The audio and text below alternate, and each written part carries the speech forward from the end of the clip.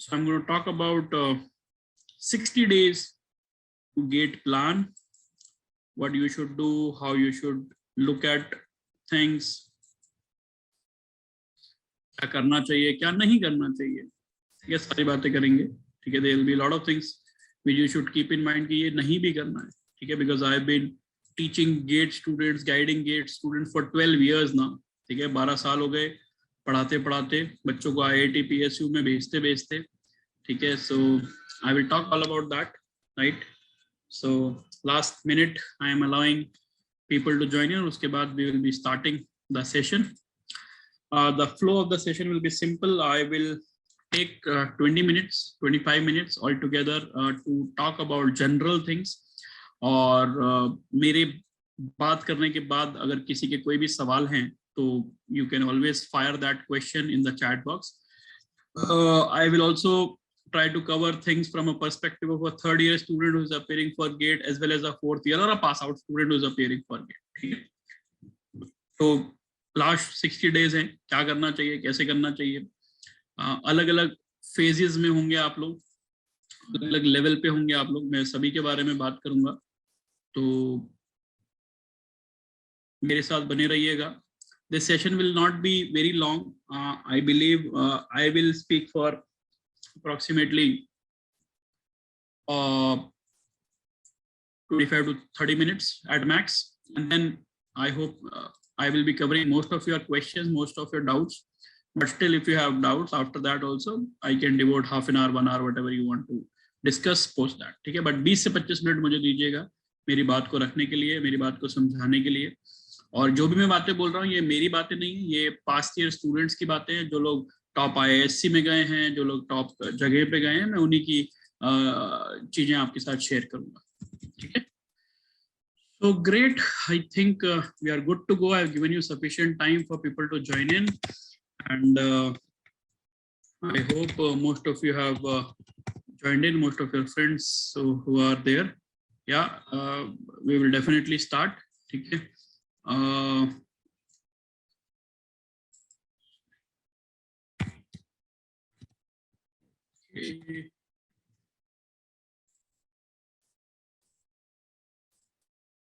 ठीक है.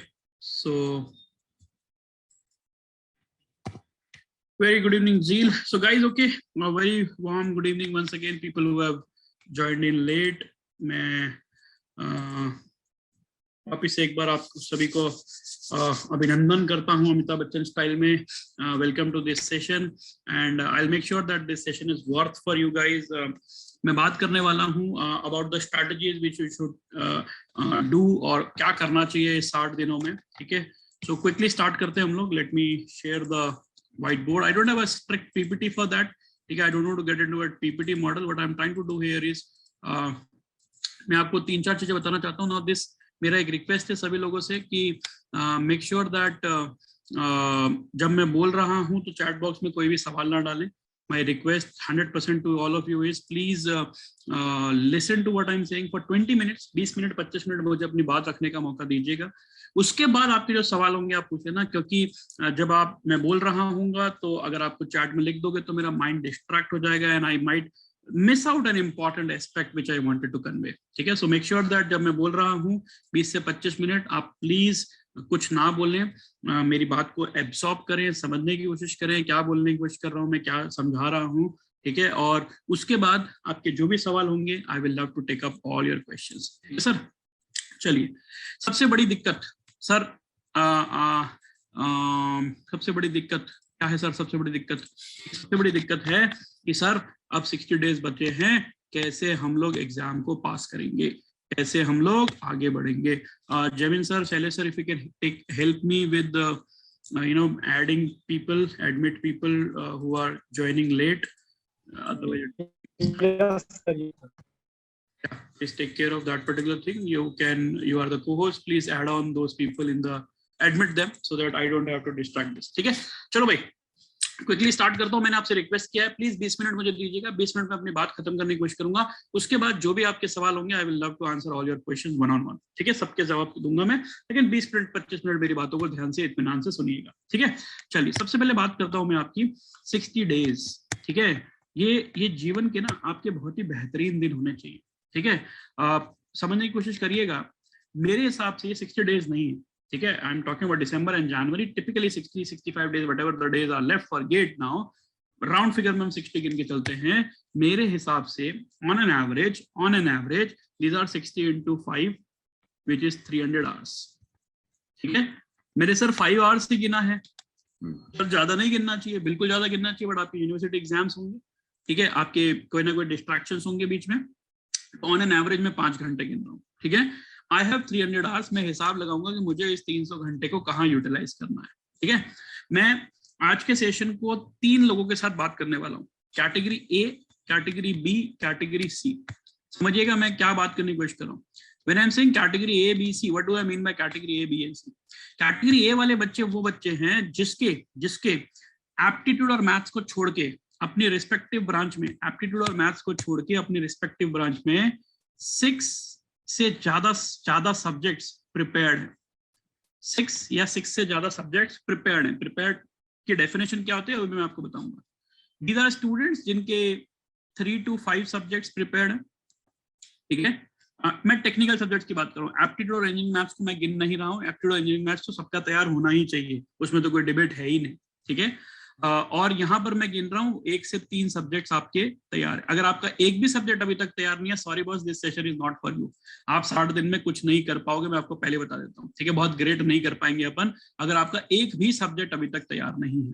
Now when I से तैयार है, what do I mean by this? मैं जब कह रहा हूँ कि आपका ये सब्जेक्ट तैयार है, ये कैटेगरी ए वाले बच्चे वो बच्चे हैं जिनके 6 या उससे ज्यादा टेक्निकल सब्जेक्ट्स आपके रेडी हैं। अब बी कैटेगरी वाले बच्चे वो हैं जो 3 से 5 सब्जेक्ट लेके बैठे हैं, उनको लगता है कि 3 से 5 सब्जेक्ट में अच्छे से अभी कर चुका हूं। या सी कैटेगरी वाले बच्चे हैं जो कहते हैं कि मेरा 1 से 3 सब्जेक्ट मेरा ठीक ठाक हो गया है, ठीक है। So before I start my session, chat box मुझे लिख के बताओ कि आप कैटेगरी ए बी सी में से कौन से में आते हो, जल्दी से। एबीसी चैट बॉक्स में लिख दो जरा, जल्दी से लिख दो। आई will not reveal your name, don't worry about that, right ABC in the chat box. Okay, I can see a lot of A, few B's, okay, some people C, okay, you are in the 3rd year, so you are in the C category, no problem. A, very good. B, okay, B, okay, A, Snehal, okay, ठीक है, ठीक है,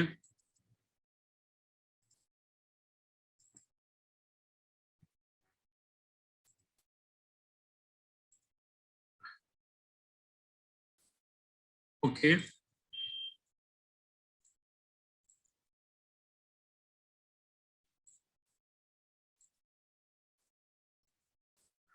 fine, fine, ठीक है, ठीक है।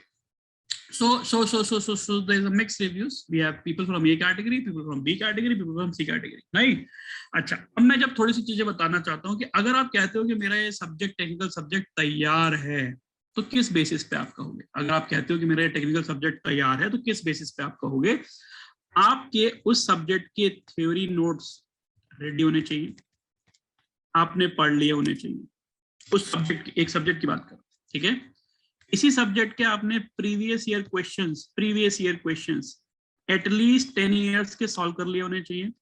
और अगर मैं आपसे आज पूछूं कि इस सब्जेक्ट का 2017 का ये वाला क्वेश्चन सॉल्व कर दो, तो आपको आंसर नहीं रटा होना चाहिए, आपको लॉजिक पता होना चाहिए कि कैसे सॉल्व। आंसर रटने से कोई फायदा नहीं होगा, क्योंकि गेट में क्वेश्चन रिपीट नहीं होने वाला है, ठीक है। सो आपके थ्योरी नोट्स तैयार होने चाहिए उस चैप्टर के, चाहे आपने यूट्यूब से बनाए हैं, चाहे आपने फैकल्टी से पढ़े हैं, चाहे आपने बुक्स पढ़े हैं, वट एवर कहीं से भी आपने बनाए हो, रेफरेंस बुक से यूज किया हो, बट थ्योरी नोट्स आपके रेडी होने चाहिए किसी भी कीमत पे। उसके previous year question at least 10 years के, at least I am using the word at least, आप ज्यादा कर सकते हो, बहुत अच्छी बात है। पिछले 10 साल के आपने गेट पेपर सॉल्व किए होने चाहिए, ठीक है।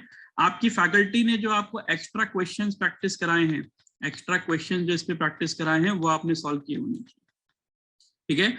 और अगर पॉसिबल है तो इसके एस्पिरेशन के टेस्ट आपने दिए होने चाहिए, ठीक है। आपके जो ऑनलाइन टेस्ट हैं एस्पिरेशन पे जो मिलते हैं आपको, वो टेस्ट आपने दिए होने चाहिए।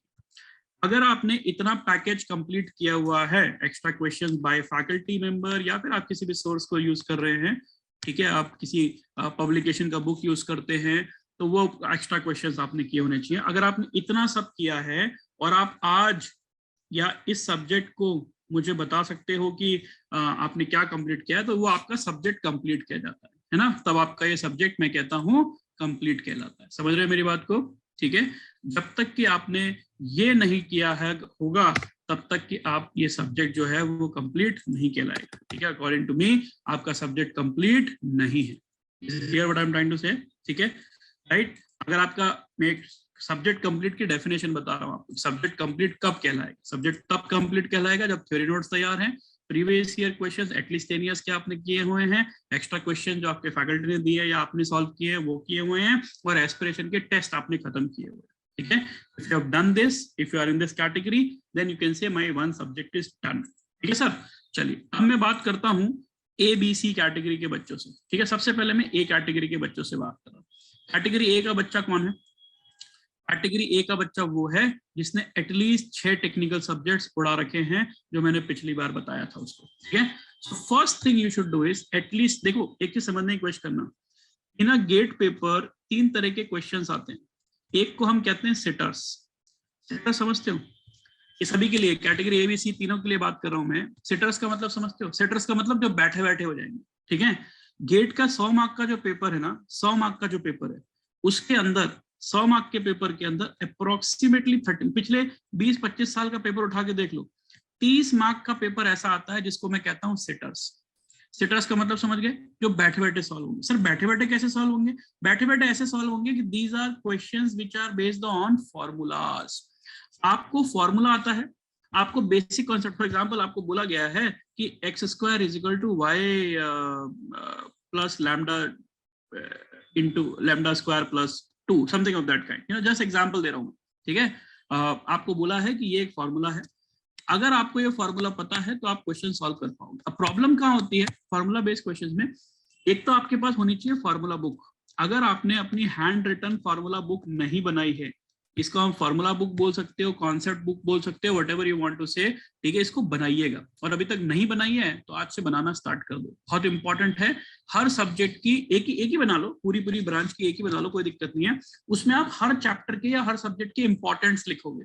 ये इंपॉर्टेंट कॉन्सेप्ट है, ये बार बार दिख रहा है मुझे, मैं जब प्रीवियस ईयर सॉल्व कर रहा हूँ या मैंने क्लास में भी देखा था, मैंने हर जगह देखा है, ये बार बार दिख रहा है। तो एक फॉर्मूला बुक होनी बहुत जरूरी है, नंबर 1।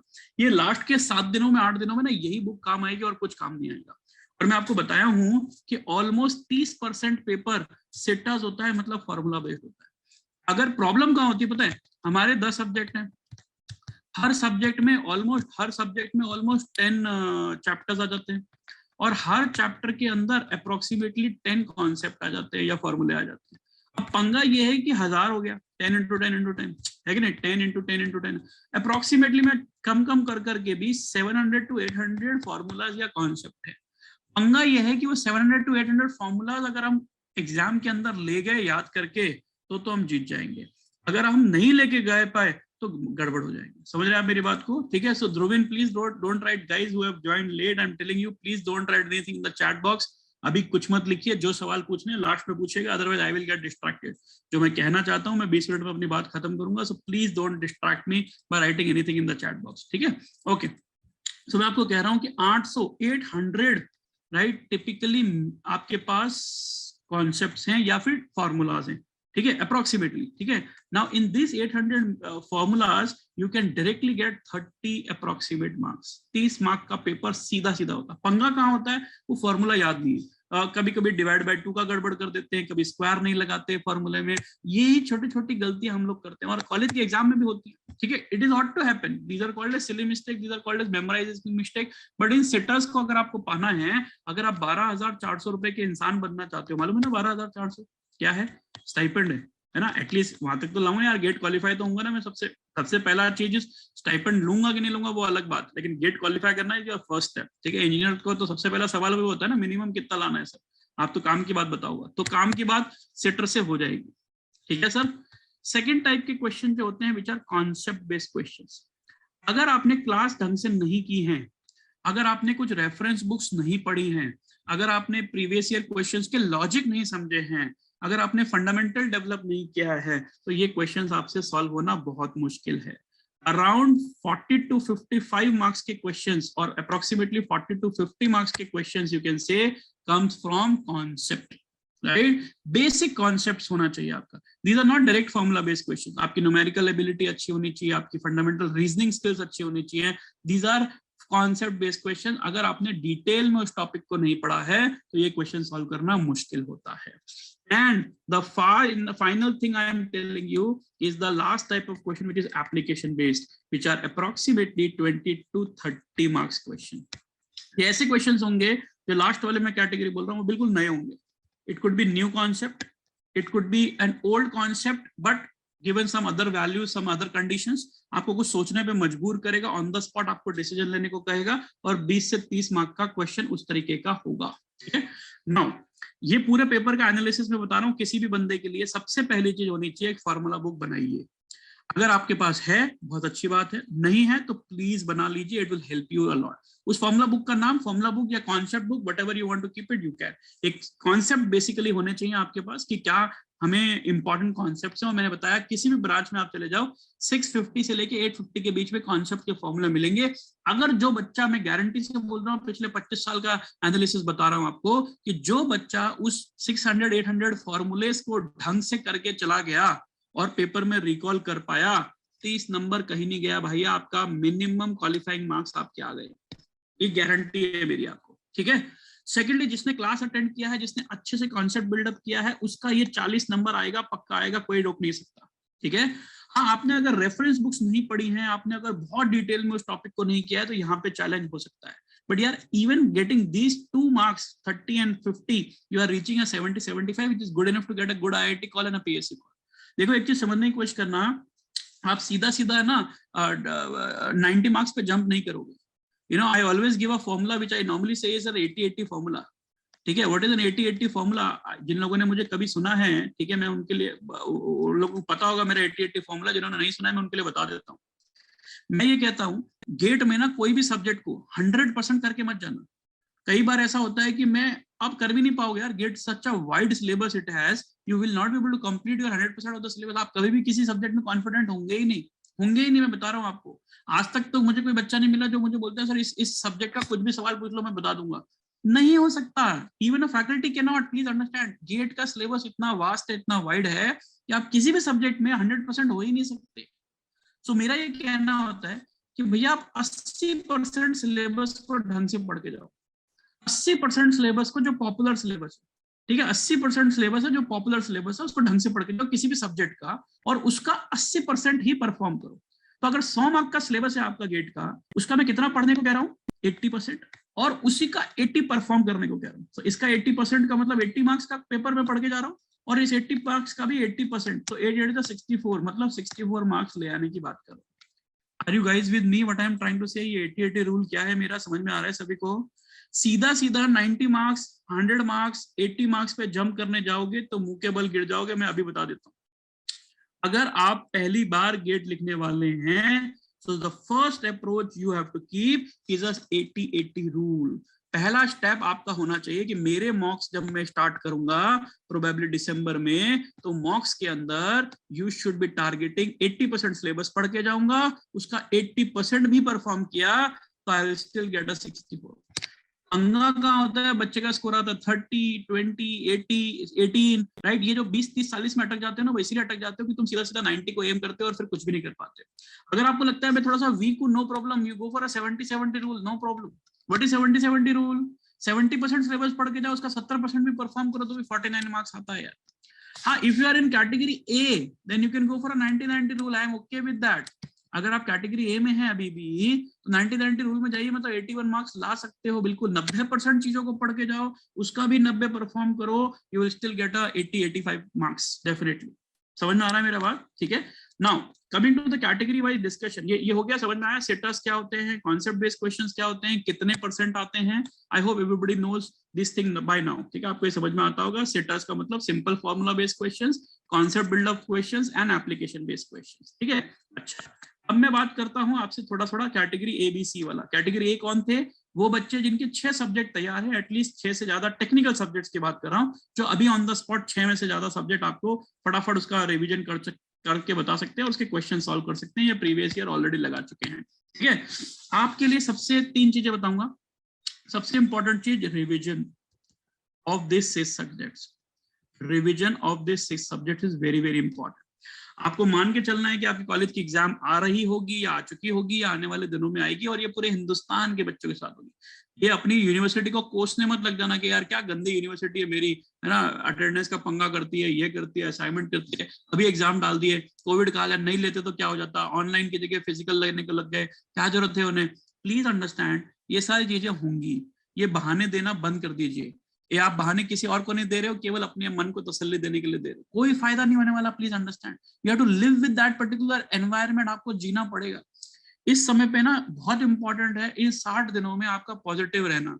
समझिएगा, अगर आप अपॉर्चुनिटी नहीं देखते हो, ऑप्टिमिस्टिक नहीं होते हो, तो आप कुछ नहीं कर रहे हो। मेरी बात समझना बहुत इंपॉर्टेंटली। अब जो लड़ाई बची है ना, वो दिमाग से खेलने वाली लड़ाई बची है भाई।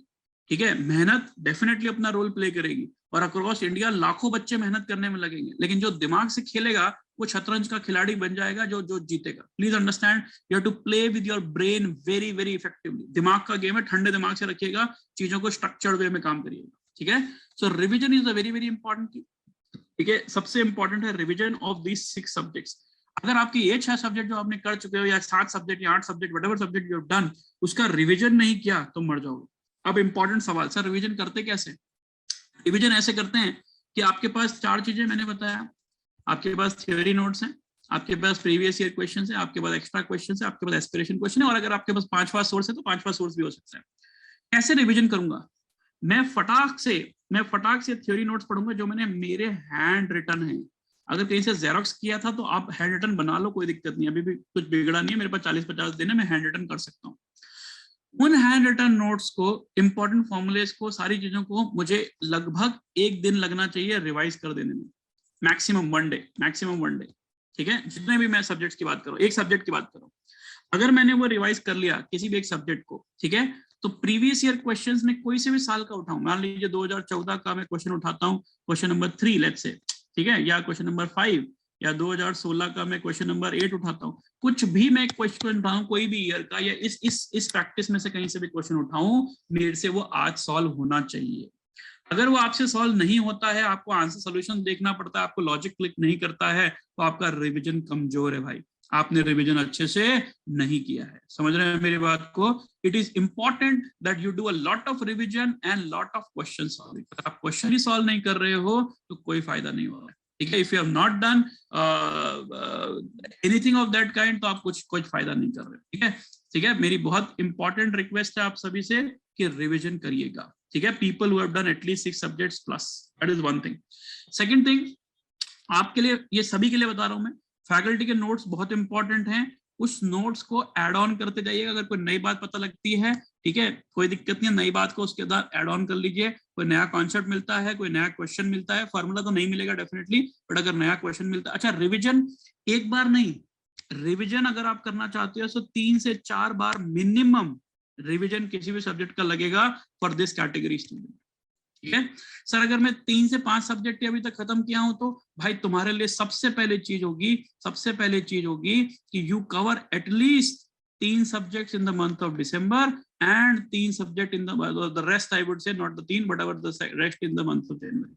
अगर आप सब्जेक्ट ही कवर नहीं कर पाओगे तो भाई पेपर देने का कोई फायदा नहीं होगा। सर अगर मैं 1 से 3 सब्जेक्ट की कैटेगरी में हूं, तो probably you are in the 3rd year, और आप 3rd ईयर वाले बच्चे होंगे ज्यादातर जो इस कैटेगरी में आते होंगे, या फिर आपने बहुत अच्छा प्रिपेयर नहीं किया है, तो आप वो 80-80 रूल ना अप्लाई करेंगे, आप 70-70 रूल अप्लाई करेंगे। आई होप 70-70 का रूल पता है आपको। आपको एक्सपेक्टेशन रखनी है कि क्या मैं इस साल 50 मार्क्स ला सकता हूँ क्या, बिकॉज अभी तक मैं 1 से 3 सब्जेक्ट ही खत्म कर चुका हूँ। It will be damn difficult for this guy to reach 10 on 10 subject, नहीं कर पाओगे। It is very difficult in this 60 days। ठीक है, जो 60 डेज में ये बच्चा कर सकता है, वो ये बच्चा शायद नहीं कर पाएगा, नो प्रॉब्लम, कोई बात नहीं, लेकिन 50 नंबर तो ला सकता हूं ना।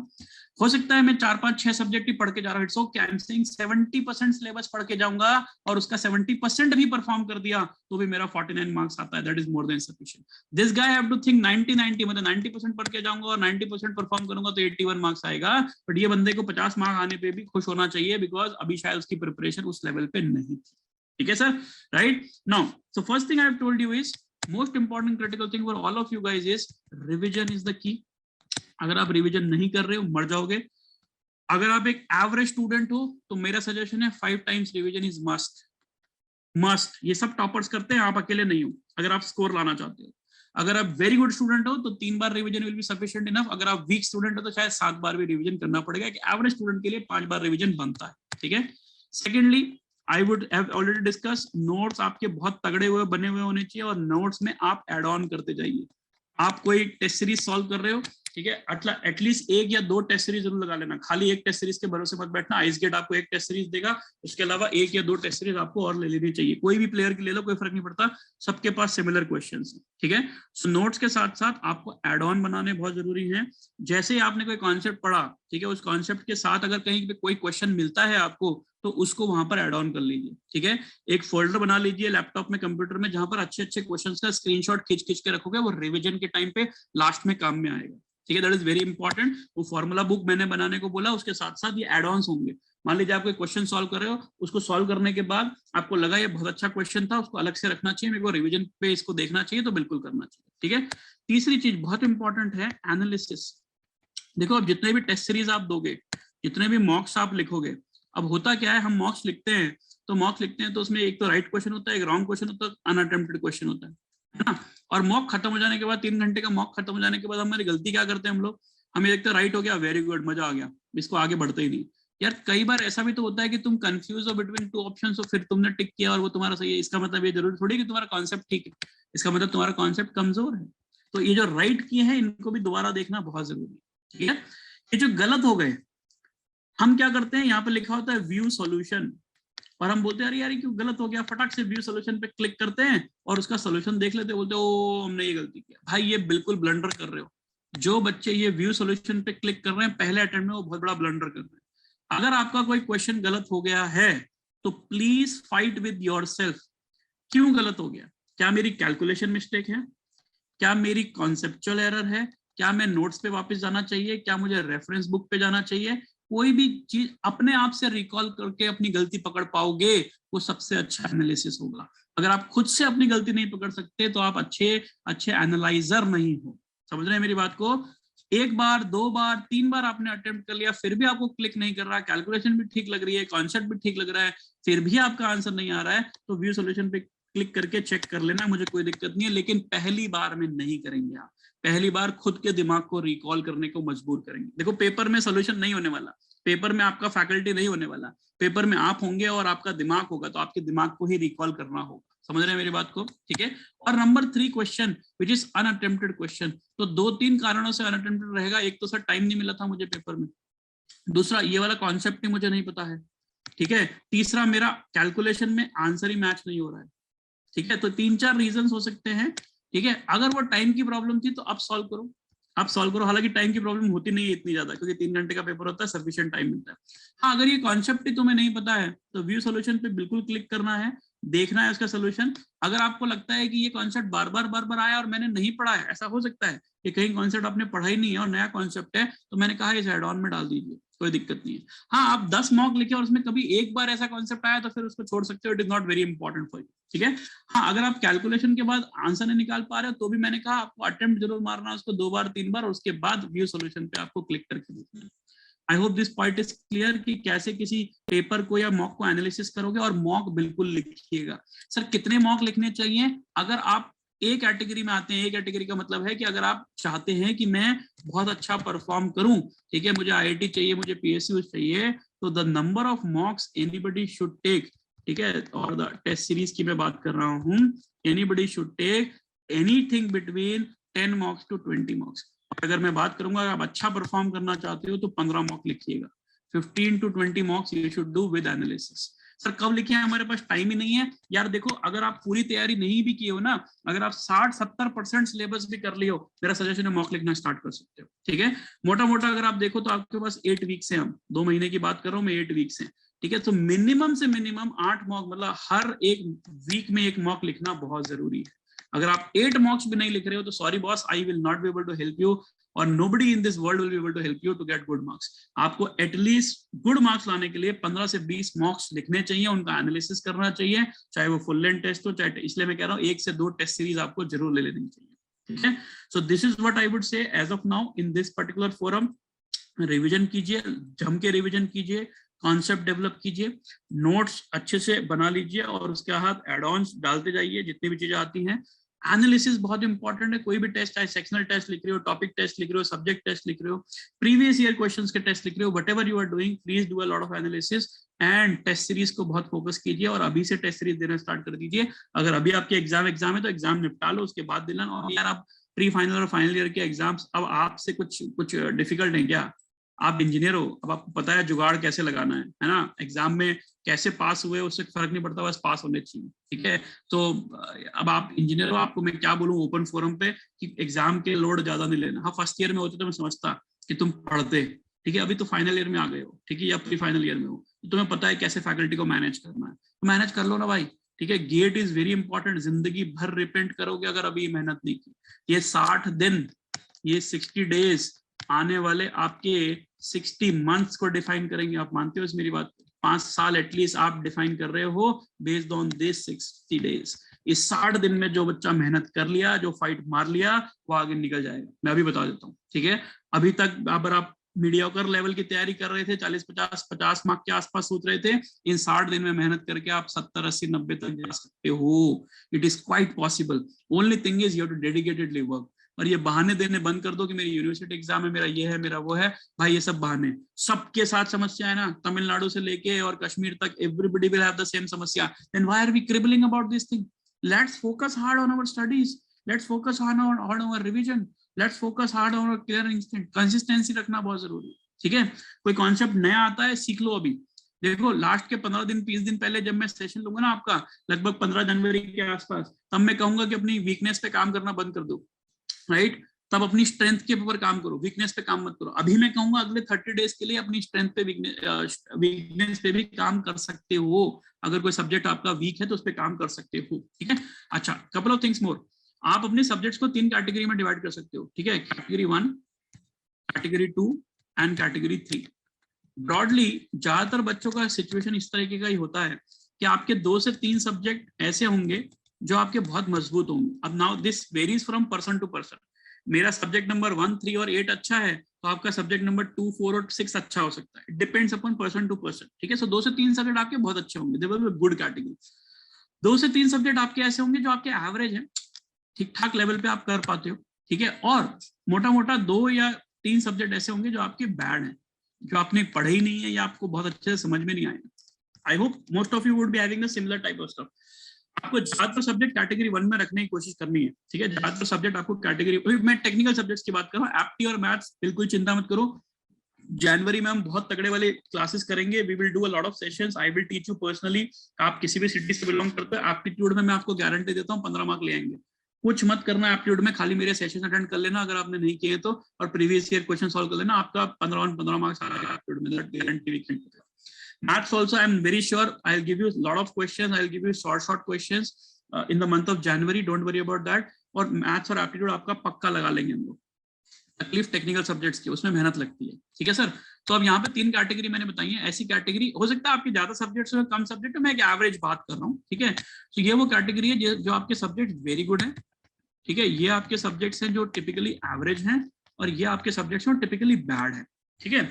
Eight this point of time आपको क्या करना है, ये जो बैड सब्जेक्ट्स है ना, ठीक है, इनमें से 1 या 2 सब्जेक्ट को यहाँ पे लाने की कोशिश करो, और ये जो एवरेज सब्जेक्ट है इनमें से 1 या 2 सब्जेक्ट को यहाँ पे लाने की कोशिश करो। मेरी बात समझ रहे हो मैं क्या बोल रहा हूँ, ठीक है। Try to bring this very good subject kitty to 4 to 5 subjects by the end of December के एंड तक आपके ये 4 से 5, अगर आप सीरियस लेवल पे अच्छा परफॉर्म करना चाहते हो तो मैं बात कर रहा हूँ, आपको कुछ नहीं करना। आपके जो 2-3 बैड सब्जेक्ट है उसमें से आप 1 या 2 सब्जेक्ट उठाओ और उसको आप एवरेज में ले आओ। सर कैसे करूँ एवरेज में लाके? उसकी मोर प्रैक्टिस करो, उसके प्रीवियस ईयर सॉल्व कर लो, उसके नोट्स को रिवाइज करो, उसके यूट्यूब वीडियो देखो, उसके पुराने वीडियोस देखो, अपनी फैकल्टी से समझो, किसी फ्रेंड को पकड़ो, उसको बोलो यार ये कॉन्सेप्ट मुझे ढंग से समझा दे भाई, वापस से नहीं समझ में आया था, उस समय पे मेरी क्लास मिस हो गई थी, मेरे को कोरोना हो गया था, कुछ भी हो गया था, तो मेरे को उस समय पे नहीं समझ में आया था या मेरा कॉन्सेप्ट क्लियर नहीं, अब मुझे समझा दे।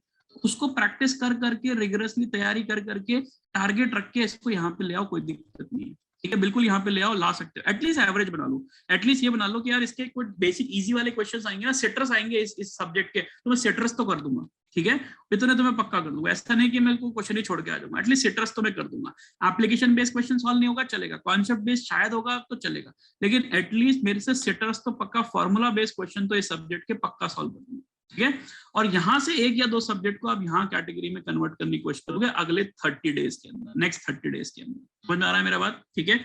और उसके बाद जनवरी में मैं आपको कहूंगा कि अपनी वीकनेस पे काम करना बंद कर दीजिए, अगर आपने ये सब्जेक्ट जो रह गए हैं वो रह गए हैं, उसको छोड़ दो, मतलब उसके ऊपर बेसिक फॉर्मूलेस पता होने चाहिए, कोई भी सब्जेक्ट को आप बिल्कुल नहीं छोड़ के जा सकते। देखो GATE is a very unpredictable exam, अगर आप बोलोगे कि सर एक XYZ सब्जेक्ट है और पिछले 5 सालों का मैं ट्रेंड अगर देख लूं तो इसका वेटेज सर 10% आया है, 9% आया है, 8% आया है, 12% आया है, 9% आया है, तो इस साल 2022 में अप्रोक्सीमेटली 8 से 12% आएगा, ऐसी कोई गारंटी नहीं है, हो सकता है ये 3% पूछा जाए, हो सकता है। आप जाके IIT की गर्दन नहीं पकड़ोगे कि भाई तू पिछले 5 सालों में तो 10% पूछा था, इस बार 3% पे क्यों आ गया, हो सकता है ये 15 से 18% के बीच में भी पूछ ले, नो प्रॉब्लम, पूछ सकता है।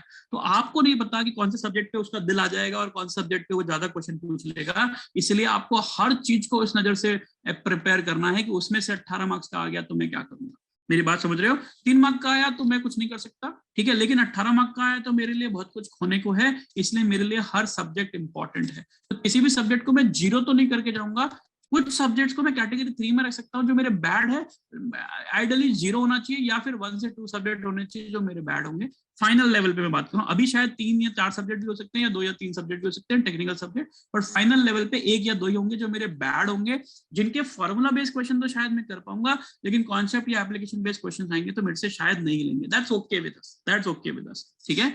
और ये वाली कैटेगरी ऐसी है जिसके आपके सिट्रस तो होंगे ही होंगे, कॉन्सेप्चुअल क्वेश्चन भी मैं इस वाले सब्जेक्ट के कंप्लीट कर सकता हूँ, ठीक है। अगर आपको लगता है कि मुझे कुछ रेफरेंस बुक रेफर करनी चाहिए क्या, हाँ बिल्कुल कर सकते हो, अगर आप कोई भी सब्जेक्ट जो आपको लगता है आपको रेफरेंस बुक रेफर करनी चाहिए eight this point of time, you can refer the reference book also, that is not a problem at all, ठीक है। बात समझ में आ रहा है प्रशांत, ये सारी बातें मैंने 3rd ईयर के स्टूडेंट्स के लिए बताई हैं, अगर आप जिस भी कैटेगरी में ले करते हो, आप कैटेगरी 1 में आते हो, कैटेगरी 2 में आते हो, मैंने सारी बातें अगर आपने स्टार्ट से सेशन सुना है तो मैंने ABC कैटेगरी में बांटा था, चाहे आप 3rd ईयर के स्टूडेंट हो, चाहे आप 2nd ईयर के स्टूडेंट हो, चाहे आप फाइनल ईयर के स्टूडेंट, 2nd ईयर तो वाले नहीं होंगे बट फाइनल ईयर के हो या पास आउट हो, अगर आपके ABC कैटेगरी में आप आते हो तो आपको किस किस तरीके से क्वेश्चंस को या किस किस तरह से तैयारी करनी है वो मैंने सारी बातें आपसे डिस्कस की है। रिवीजन सबके लिए बनता है, नोट्स एंड एड ऑन सबके लिए बनते हैं, एनालिसिस सबके लिए बनता है, और टेस्ट सीरीज भैया सबको देनी है, ठीक है। 70-70 और 80-80 रूल का जो मैंने फंडा बताया था वो मैंने आपको बिल्कुल फॉलो करना है, ठीक है। Yes, as of now English को लीव कर दीजिए, hey no problem at all, we will discuss whatever is important in English, और थोड़ा सा गट फीलिंग पे डालना पड़ेगा, ग्रामर के जो क्वेश्चन आते हैं थोड़ा सा गट फीलिंग पे डाल दीजिए, ज्यादा टेंशन मत लो उसके अंदर, ठीक है, राइट, ओके। सर कॉन्सेप्ट तो प्रिपेयर करते हैं, क्वेश्चन भी आते हैं, पर एग्जाम डे पर सिली मिस्टेक्स कर देते हैं। केशव देखो, सिली मिस्टेक्स होना स्वाभाविक है, वो हर किसी बंदे से होंगी, बाइसिकल चलाना आप एक दिन में नहीं सीखे थे, चले सीखे थे क्या एक दिन में साइकिल चलाना, नहीं ना, पहले दिन क्या हुआ था, गिर गए थे, फिर कैसे सीखे भाई, प्रैक्टिस करके, तो silly mistakes are ought to happen, ठीक है, उसको गलतियां होंगी और उसको 0 शायद नहीं कर पाओगे, और 2 का स्क्वायर कई बच्चे 8 लिख देते हैं, ठीक है, 2 का क्यूब कई बच्चे 6 लिख देते हैं, अब सोच रहे हैं गलती क्या हुई है, सिली मिस्टेक, ऐसा नहीं कि आपको 2 क्यूब नहीं आता, 2 का क्यूब 8 आपको पता है, लेकिन आप 6 लिख रहे हो गलती से और आपको समझ नहीं आ रहा, this is silly mistake, and ये मिस्टेक हर किसी से हो सकती है, मेरे से भी हो सकती है, आपसे भी हो सकती है, इनको आप 0 नहीं कर सकते, बट प्रैक्टिस प्रैक्टिस प्रैक्टिस करने से आप उसको रिड्यूस कर सकते हैं, प्रैक्टिस प्रैक्टिस प्रैक्टिस करने से उसको रिड्यूस कर सकते हैं, ठीक है। अविनाश बात समझ में आया, ठीक है, whether you can get in touch with me, I will let you know, ठीक है, मैं अपना नंबर दे दूंगा अभी आपको इस सेशन के एंड में, ठीक है, मैं शेयर कर ही देता हूं आप लोगों को, this is my email ID and my phone number, in case anybody wants to get in touch with me for any of your help, please let me know. So it's rohan@icegateinstitute.com, and I'm sharing my WhatsApp number, you can WhatsApp me. आपको अगर कुछ भी help चाहिए related to your preparation, motivation चाहिए, charge up चाहिए, but यार please make sure whatever help I can do I will do it, but make sure that you are working hard, ठीक है। मैथ्स की प्रैक्टिस कुछ नहीं करना है Prem, if you are looking for maths and aptitude previous year question solve कर लो, more than sufficient. Maths के लिए और कुछ भी, मैथ्स तो बहुत प्रेडिक्टेबल पेपर है यार। आइगन वैल्यू आइगन वेक्टर से एक क्वेश्चन आएगा, ठीक है, न्यूमेरिकल मेथड से एक सवाल पूछता है, प्रोबेबिलिटी का 2 सवाल पूछता है, so it's a very very fix paper. Calculus से 1-2 सवाल आएगा, so previous year question solve कर दो, मोर देन सफिशिएंट, ठीक है। टेक्निकल सब्जेक्ट कर रहा हूँ, मैथ्स और एप्टी कंप्लीट जनवरी में ही डाल दूं? यस एब्सोल्युटली ध्रुविन, मैथ्स और एप्टीट्यूड डाल दे। अगर मॉक्स दे रहे हो उसके पहले, अगर आपके एग्जाम नहीं है कॉलेज के, तो मैथ्स और एप्टीट्यूड का बेसिक कर ले, मैथ्स का तो खास करके एटलीस्ट मॉक्स के पॉइंट ऑफ व्यू से, ठीक है। निश्चित पॉइंट इज, मैं कह रहा हूँ अगर आप थर्ड ईयर में हैं तो 5 से 6 सब्जेक्ट पढ़ के जाओ तरीके से, इज्जत से 50 का स्कोर टारगेट करो as of now. I think that is more than sufficient, ठीक है, उतना लेके चलो। याद रोविन, ठीक है सर। कभी कभी लगता है कि सब कुछ आता है और कभी that feeling will happen Jaideep. It is because you have not been doing random questions. My suggestion is random question solve करो। आपने जितनी भी चीजें सॉल्व की ना उसको उठाओ और बोलो पेज नंबर 26 का क्वेश्चन नंबर 7 मेरे से सॉल्व होता है क्या, यू नो, टेस्ट नंबर 7 का क्वेश्चन नंबर 8 क्या मैं सॉल्व कर पाता हूँ। रैंडमली कुछ भी सॉल्व करो जो आप कर चुके हो। अगर आप दोबारा से कर पा रहे हो तो Jaideep you will definitely get confidence. अगर नहीं कर पा रहे हो तो भाई आपका कॉन्सेप्ट कर दो, ठीक है। सर मॉक्स में 60-65 मार्क्स आए, उसके ऊपर मार्क्स नहीं जा पा रहे हैं, तो here I think there is a problem with certain subjects. You know, do the analysis कि कौन से सब्जेक्ट में गड़बड़ है। 60-65 is not a bad score as of now, but my suggestion is go to subjects which you are weak at. Constantly आप कुछ न किसी 1-2 सब्जेक्ट के क्वेश्चंस गड़बड़ कर रहे होंगे, उन सब्जेक्ट्स को और ज्यादा डिटेल में पढ़ो, जरूरत पड़े तो रेफरेंस बुक पढ़ो, उनके गेट क्वेश्चंस वापस से लगाओ, तब जाके कुछ वर्कआउट कर पाओगे। यस डेफिनेटली डिपेंड करता है यार। निसर्ग छोड़ो कुछ भी नहीं at this point of time. My suggestion is because you don't know कहां से क्वेश्चन उठ के आने वाला है। Yes definitely Jai, we will share a lot of questions on aptitude and maths. So what I do first, try to do bad subject to average और else give mocks. Dharmik दोनों लेके चलना पड़ेगा, मॉक्स भी लेने पड़ेंगे आपको और आपको बैड सब्जेक्ट को एवरेज में लाना पड़ेगा। देखो खाली मॉक लिख के कोई फायदा नहीं होने वाला, मैं बता देता हूँ आपको। खाली मॉक में आपका स्कोर इंप्रोवाइज होना बहुत जरूरी है। वो तब होगा जब अपने बैड सब्जेक्ट का एवरेज या एवरेज को गुड में ले जाने की कोशिश करोगे, ठीक है। Yes CJ, if you are having difficulty in few of the subjects, my suggestion is go to your notes, go to your faculty videos, go to your friend, take help of them, understand the concept, resolve those questions, and then definitely make those category 3 question to category 2 types, ठीक है। even if it is a topic problem not a subject problem, मेरे को sir ये chapter में दिक्कत है, topic में दिक्कत है, तो चैप्टर टॉपिक को कैटेगरी 3 से कैटेगरी 2 में लाना, मतलब बैड से एवरेज और एवरेज से गुड में लाने की कोशिश करो, ठीक है। Yes absolutely Poojan, you can leave everybody who is there. I'm telling you maths और एप्टीट्यूड को अभी एज ऑफ नाउ साइड में छोड़ सकते हो, ठीक है सर। रिवीजन फुल नोट्स के करें और कैसे करें? आई think I have explained Utkarsh, revision करने का पूरा तरीका मैंने आपको बता दिया है। Shantanu you can but don't delay much. So what do I do first? Okay, I answered that. Jay Doshi, should I do technical subject maths in December? I haven't started maths yet. That's okay, Jay. That's okay. अगर आप मॉक्स देना start कर रहे हो तो फिर आपको maths भी लेना पड़ेगा as of now. Otherwise, you can leave maths for later on stages. Maths will take 3 to 4 days and you will be able to complete that. तो सिर्फ एक सब्जेक्ट बाकी है, नहीं छोड़ना नहीं है, बिल्कुल छोड़ना नहीं है। रिविजन करते रहिए एटलीस्ट। ऐसी उस सब जो भी आप सब्जेक्ट वीक है आपका या बैड है आपका, वो सबका होता है, तो अगर आपका जो भी 1-2 सब्जेक्ट बैड है उसके एटलीस्ट बेसिक चीजें आपको पता होनी चाहिए। ऐसा नहीं होना चाहिए कि आपका कॉन्सेप्ट वाला जो फॉर्मूला बेस्ड क्वेश्चन है वो भी गलत है, ठीक है। कैटेगरी 1 वालों को रिवीजन करना शुरू करेंगे, बिल्कुल एब्सोल्युटली जय मिस्त्री, एब्सोल्युटली रिवीजन बहुत इंपॉर्टेंट है।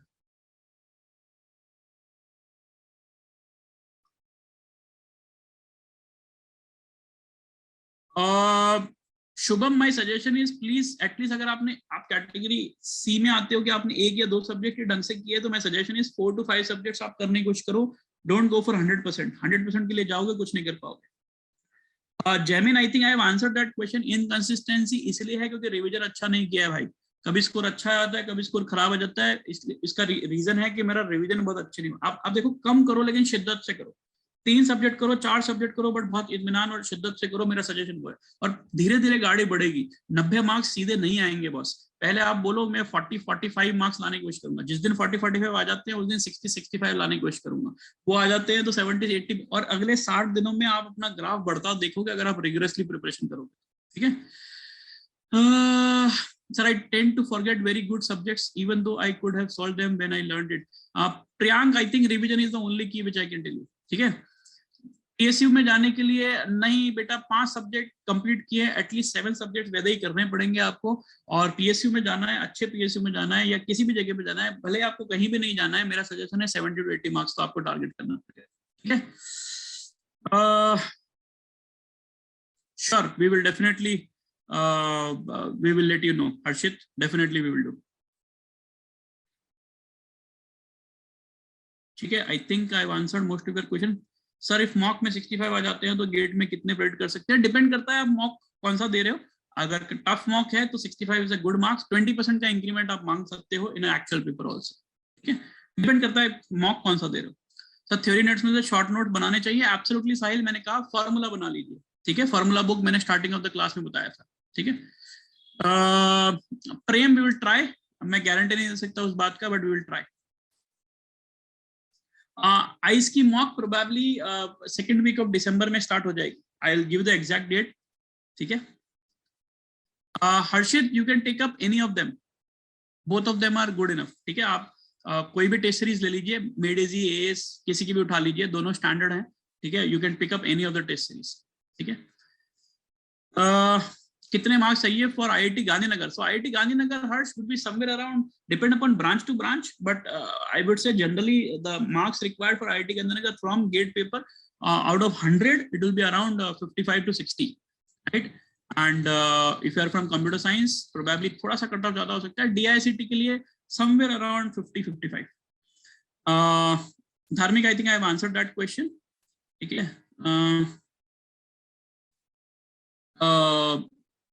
I think Harsh, it's a very long question you put in. ठीक है, लास्ट में लेते हैं।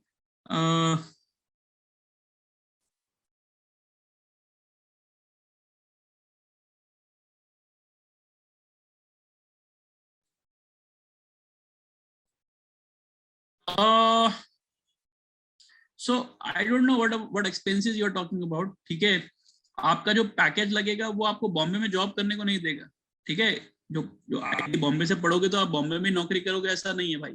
और वहां पर जो रहोगे हॉस्टल में, जो पढ़ाई करोगे मास्टर्स की, वो तो बहुत ही सस्ती होती है। Hand written notes Jaimin very important. देखो कहते हैं ना, जो हाथ लिखता है वो दिमाग याद रखता है, इट्स वेरी इंपॉर्टेंट।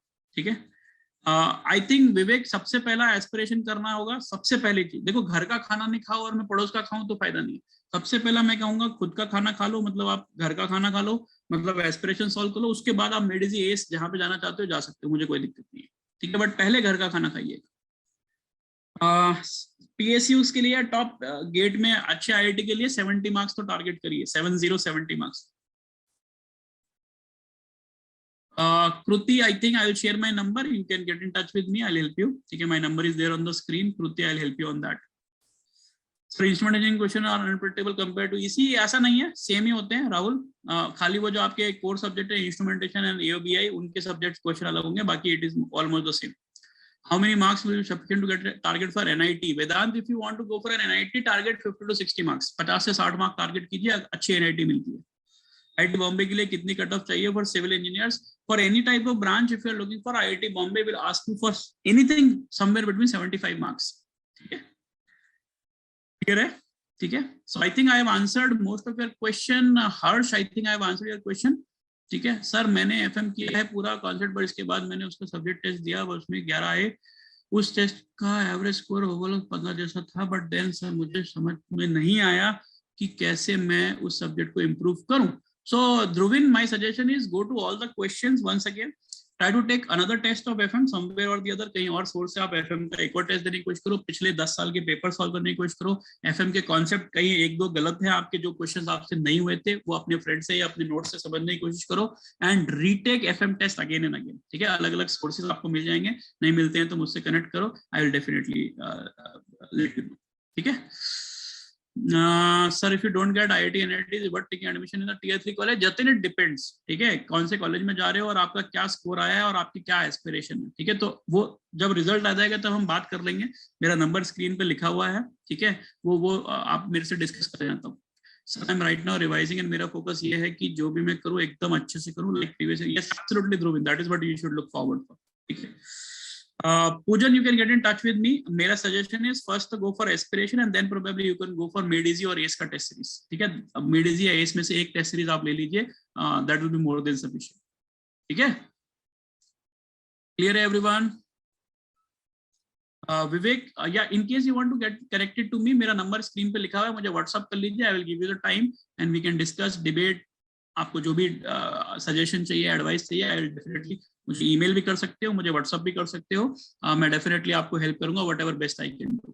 ठीक है, चलिए, great guys. So let's not waste much of your time and best of luck. लग जाओ, जम के तैयारी करो and fight hard. I think ये 60 डेज बहुत मेमोरेबल बनाने होंगे आपको, और जो बंदा मेहनत करेगा, एफर्ट डालेगा, वो पक्का जीत जाएगा. That is my wish. तो best of luck and work hard.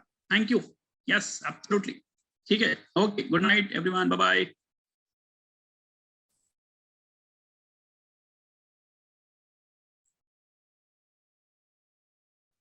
Yes, absolutely. ICE test series will start from second week of December. Dhruvin, as I said, you have to first revise all the 6 subjects and parallel में आपको 7 subjects start कर देना पड़ेगा. ठीक है?